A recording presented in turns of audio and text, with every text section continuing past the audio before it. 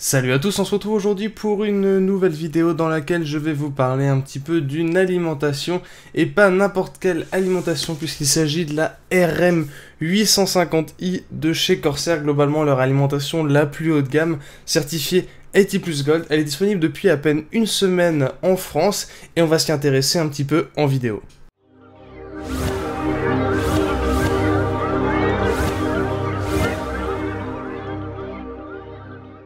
Comme vous pouvez le voir, on est face à un carton très imposant et c'est plutôt normal vu la gamme à laquelle appartient ce produit chez Corsair.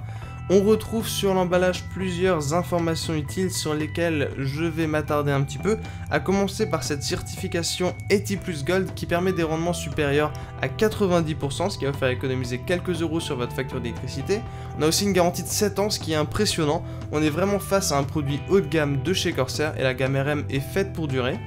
Sur le côté, on a le détail des différents connecteurs d'alimentation. C'est une alimentation qui est entièrement modulaire, on reviendra juste après là-dessus. Sur l'arrière, on a les dimensions du bloc. Et petit détail très intéressant, cette alimentation est semi-passive, c'est-à-dire que le ventilo ne se met pas en route en dessous d'une charge inférieure à 50%. Donc si vous voulez faire un PC qui va être silencieux lorsque vous faites de la bureautique, c'est vraiment très pratique. On va regarder un petit peu maintenant ce qui est présent à l'intérieur de ce carton gigantesque. Et on commence par cet imposant manuel qui n'est pas si imposant que ça au final puisqu'il est multilangue. Et de toute façon, vous n'allez jamais le lire. Détail très important, on a le petit flyer concernant la garantie qui est pris en charge directement par Corsair. On a ensuite le cordon d'alimentation et ce petit sac qui va être très pratique puisque déjà il contient tous les câbles dont vous allez avoir besoin, mais il va permettre aussi de ranger ceux dont vous n'avez pas besoin pour votre configuration et de ne pas les perdre.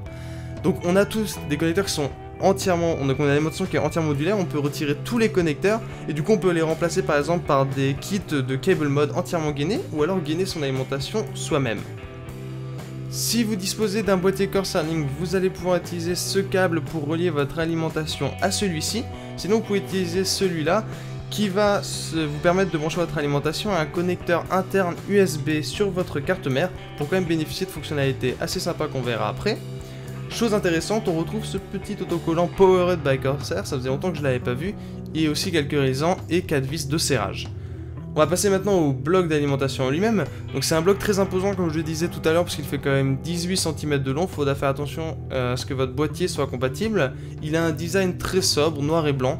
Moi j'adore ça, il n'y a pas de couleurs vives qui ressortent. On a l'inscription RM850i et le logo Corsair de chaque côté. À l'arrière ça va être un petit peu plus chargé. Puisqu'on a tous les connecteurs d'alimentation, comme c'est une alimentation entièrement modulaire, donc 24 pins, périphériques, 4+4 pins CPU et les 6 pins pour la carte graphique. Donc il y a de quoi faire en fait avec ce bloc. Sur le dessous on retrouve un ventilateur de 120 mm, donc c'est un bon ventilateur, ils n'ont pas mis leur ventilateur bas de gamme, donc normalement même quand il se mettra en route, il restera assez silencieux. Vous pouvez revoir en détail ici les deux connecteurs qui vont vous permettre de brancher l'alimentation à votre carte mère ou à votre boîtier Corsair Link, vous donnant accès à certaines fonctionnalités via le logiciel fourni par Corsair. Donc pas mal de monitoring surtout avec le rendement, la consommation, la vitesse de rotation du ventilo, les températures, les tensions. On peut passer en mode multi-rail ou en mode mono-rail 12 volts. Et donc sinon c'est principalement du monitoring. Alors globalement en fait cette nouvelle variante de la RM850 avec un petit i du coup est justement faite pour donner accès à ces fonctionnalités là, donc si vous cherchez ce genre de choses c'est vraiment vers ce nouveau modèle qu'il faut se tourner. Voilà, j'espère que cette vidéo vous aura été utile, n'hésitez pas à me donner votre avis dans les commentaires et on se retrouve très bientôt pour plus de contenu.